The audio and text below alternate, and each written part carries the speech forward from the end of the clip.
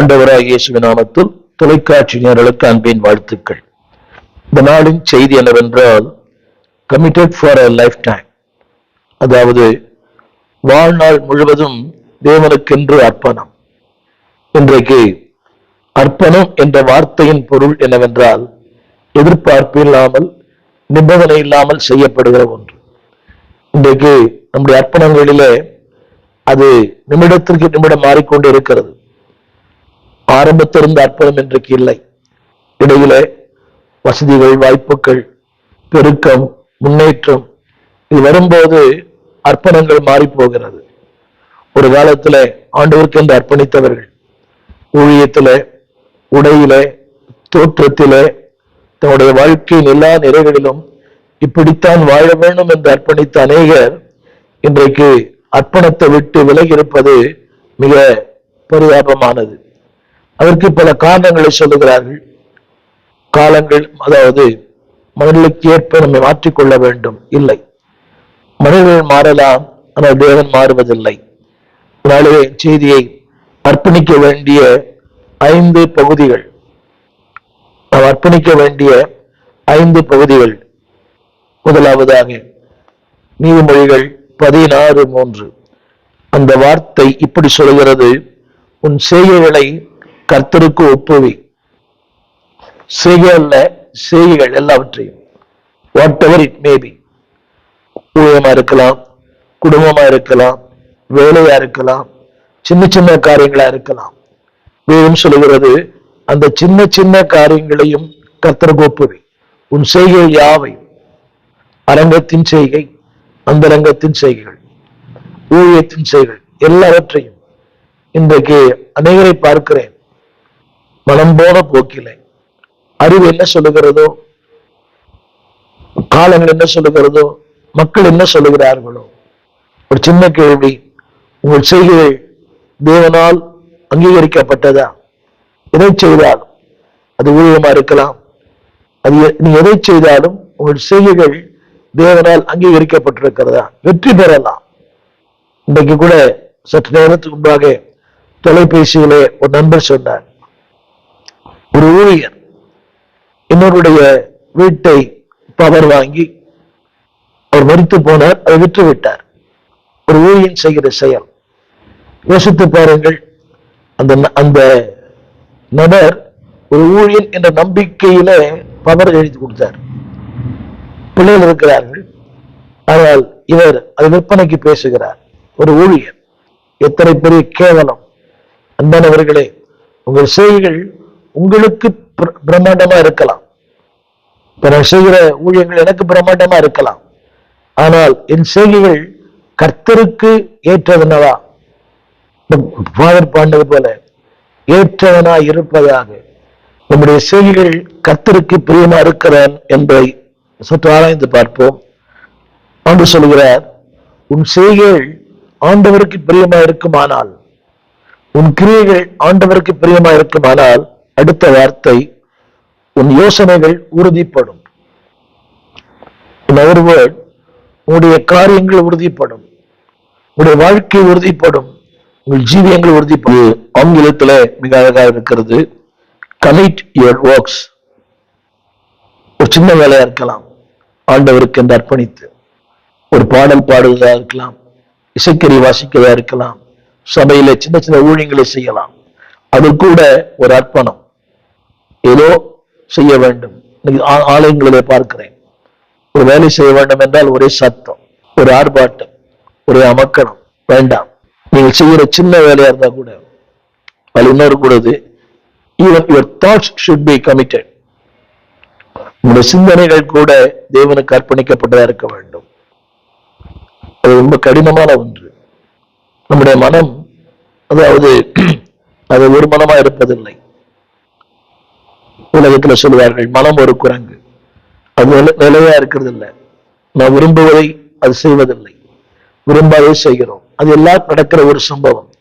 ஆனால் வேதம் சொல்லுகிறது, even your thoughts, உங்களுடைய சிந்தனைகள் கூட அப்படி இருக்குமானால், அன்பானவர்களே, உன் யோசனைகளை கர்த்தர் உறுதிப்படுத்துவார். எத்தனை அருமையான வார்த்தை! உன் யோசனைகள், ஆங்கிலத்தில் எழுதப்பட்டிருக்கிறது, God will establish.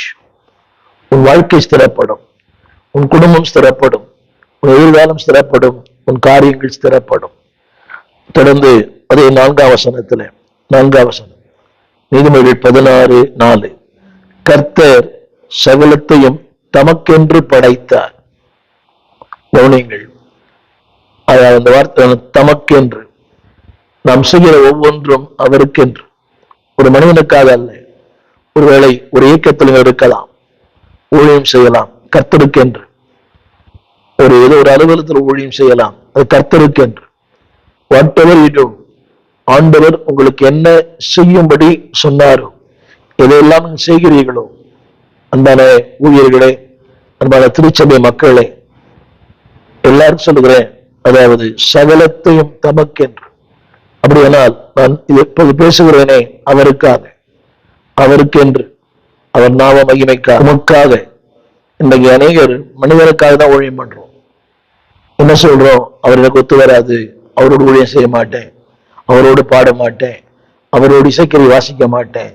நம்ம கவனிக்க வேண்டும், பாடுவது கர்த்தருக்கு, ஊழியம் செய்வது கர்த்தருக்கு, ஜெபிப்பது கர்த்தருக்கு.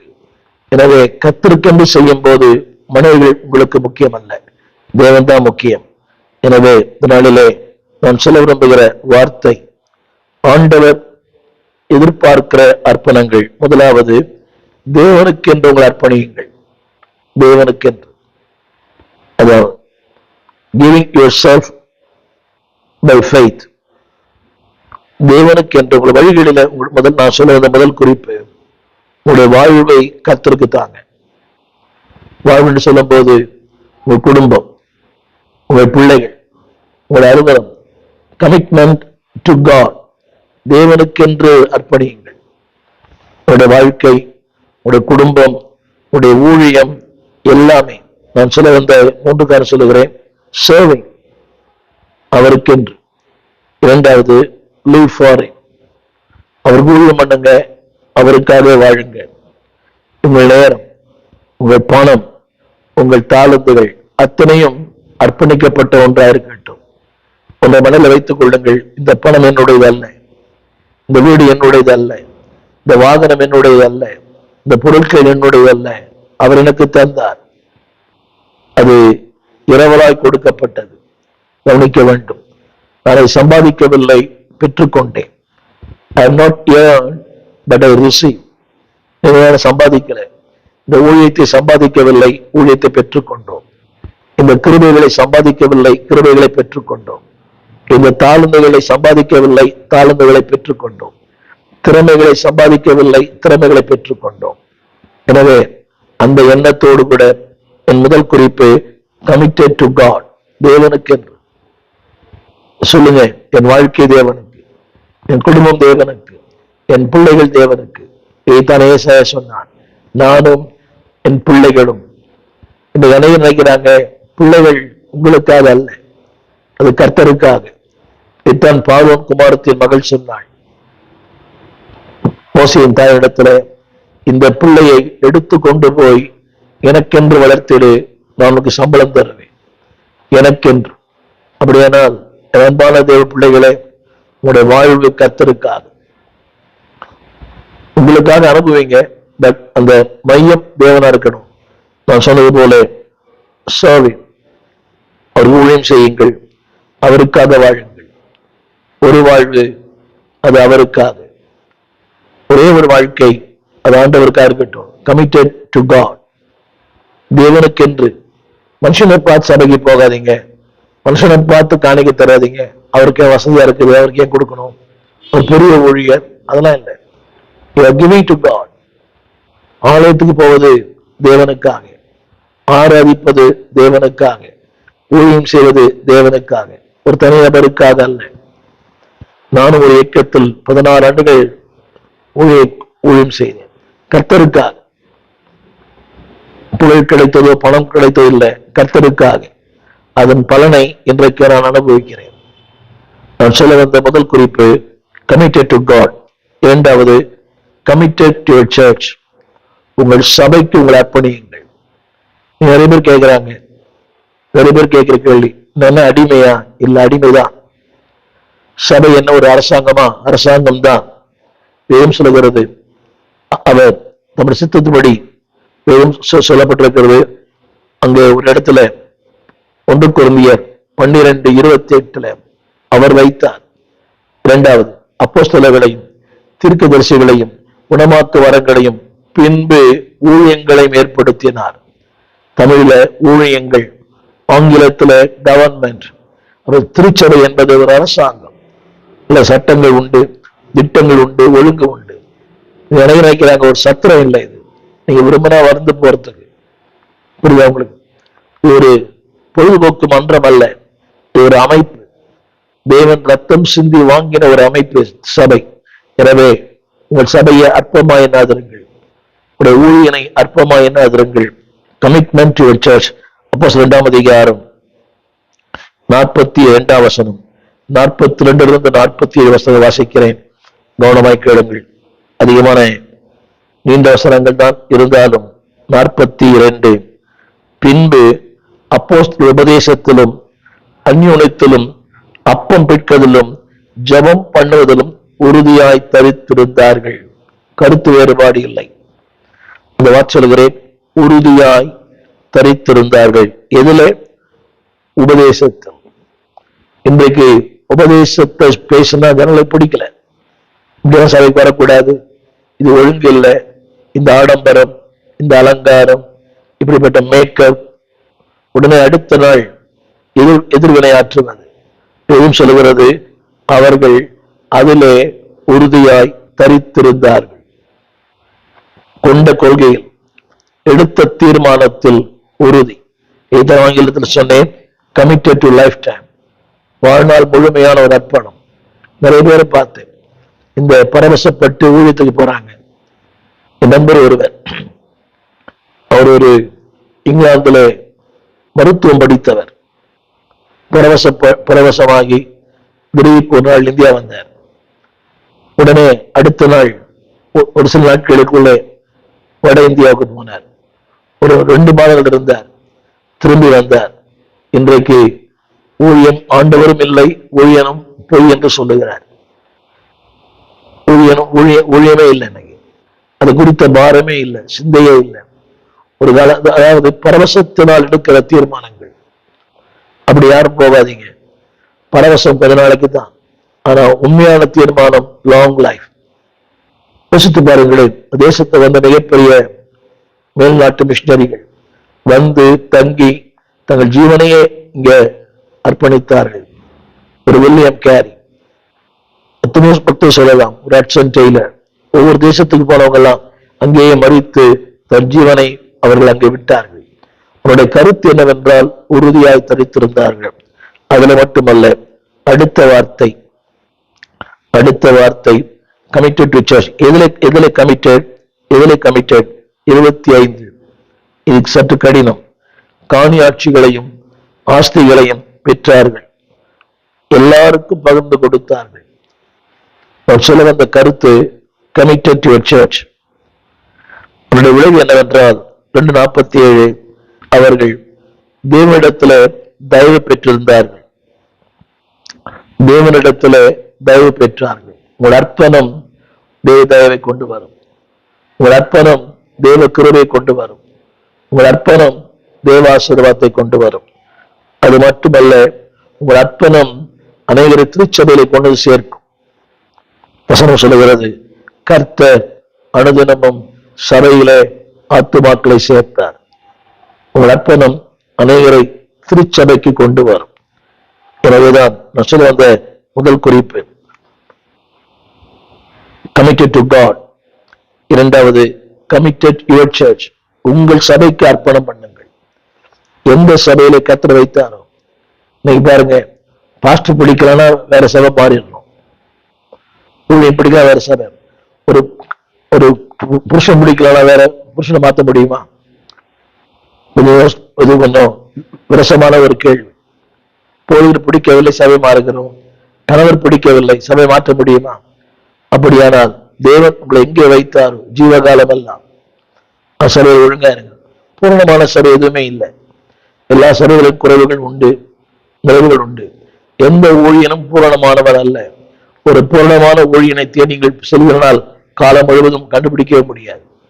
ஒரு பூரணமான சபையை நீங்கள் தேடி கண்டுபிடிக்க முடிஞ்சா யூ கேனாட், அது முடியவே முடியாது. எல்லா சபைகளிலும் குறைகள் உண்டு, நிறைவுகள் உண்டு. இது மத்தியில அதாவது குறைவை நிறைவாக்குகிற தேவன் உண்டு. என்னுடைய இரண்டாவது குறிப்பு கமிட்டட் டு a church. அதாவது எப்படி தெரியுமா, இவர் அட்டெண்டன்ஸ். ஒவ்வொரு வாரம் ஒழுங்க சபைக்கு போங்க, முதல் பாட்டுக்கு போங்க, ஜபத்துக்கு போங்க, வேத பாட்டத்துக்கு போங்க, வாய்ப்பு இருக்குமானால் போங்க. நீங்க சில தீர்மானம் தெரியுமா, இந்த ஞாயிற்றுக்கிழமை முதல் காலையில் மட்டும் போவேன். சுருட தீர்மானம், அந்த முதல் வாரம் திருவிருந்து, அர்த்தமே இல்லை. கவனிங்கள், உங்களுடைய வருகை அடுத்தவர்களை ஊக்குவிக்கும். இப்படி சொன்ன புரியும். Your attendance will support someone. Your attendance will support the ministry. உங்கள் வருகையே ஒரு மிகப்பெரிய ஆசீர்வாதம் தான் உங்கள் ஊழியனுக்கு. யோசித்து பாருங்கள், ஒரு ஊழியன் இரவெல்லாம் ஜெபிக்கிறான், பகலெல்லாம் ஜெபிக்கிறான், பெயரை சொல்லி சொல்லி. இந்த மெகா சபையில் அந்த பிரச்சனை கிடையாது. You are supporting through your attendance. என் வார்த்தை கவனிக்க வேண்டும். உங்கள் வருகையினால் அந்த சபையை தாங்குகிறீர்கள். அதாவது அதனுடைய கேள்வி என்ன, இப்படிதான் அவரே வரல, நான் ஏன் வரணும்? அப்படி இல்லை. அப்படியானால் அடுத்தவருடைய வீழ்ச்சிக்கு நீங்க காரணமாயிடாதீங்க, அடுத்தவருடைய உயர்வுக்கு காரணமா இருங்க. இவர் சீக்கிரம் வராரு, நாம சீக்கிரம் போகணும். அவர் எல்லா வாரம் வராரு, அவ்வளவு தூரத்திலிருந்து வருகிறாரே. நான் பார்க்கிறேன், தூரத்திலிருந்து முதலாவது வருகிறார்கள். பக்கத்து வீட்டுல இருந்து வர்றவங்க ரொம்ப அதாவது செய்திக்கு வராங்க. அதே தெருவா இருக்கிறார் அவர், பக்கத்தெரு தான், நடந்து வரும் தூரம், ஆனால் செய்திக்கு வருகிறார். தூரமா இருக்கிறவர்கள் முதல் பாட்டு வருகிறாங்க. எவ்வளவு பெரிய வித்தியாசம்! காரணம் என்னவென்றால் அந்த அர்ப்பணம் இருக்குமானால் தேவன் வாய்ப்புகளை தருவார். Commitment to your attendance.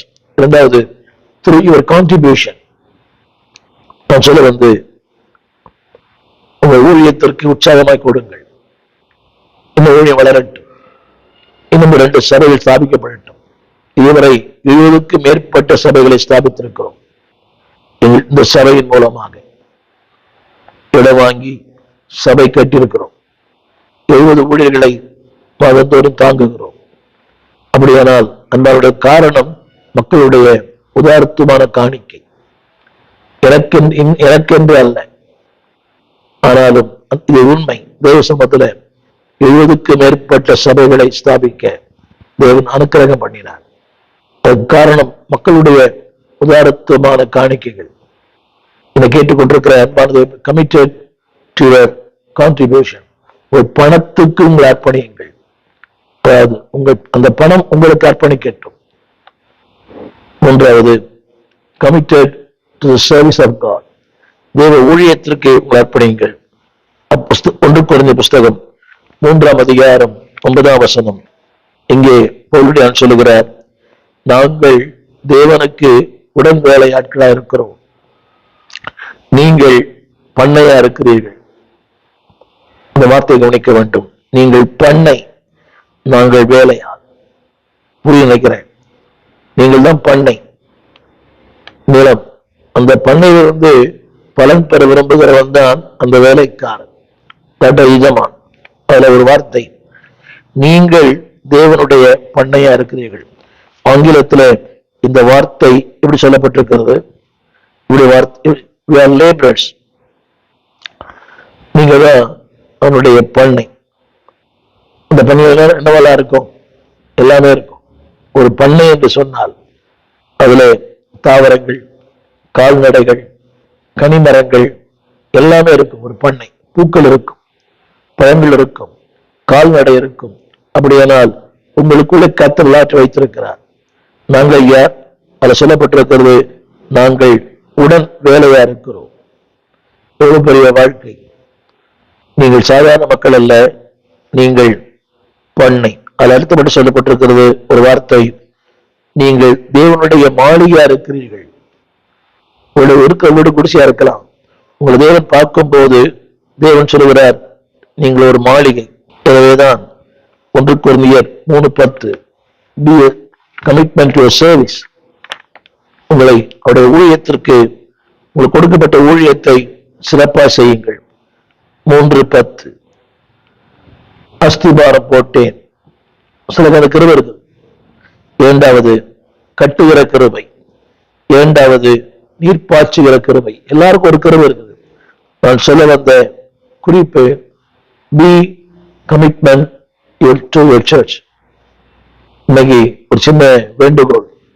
இந்த கட்டட தொழிலாளிகள் எவ்வளவு பேர் இருக்கிறாங்க திருச்சபையில, ஆனா சபையில வேலை செய்யறது இல்லை. ஒரு கார்பெண்டர், ஒரு எலக்ட்ரீஷியன், ஒரு இன்டீரியர் டெக்கரேட்டர், எங்கெல்லாம் வேலை செய்யறாங்க, ஆனா சபைக்கு ஒரு வேலை செய்யறது இல்லை.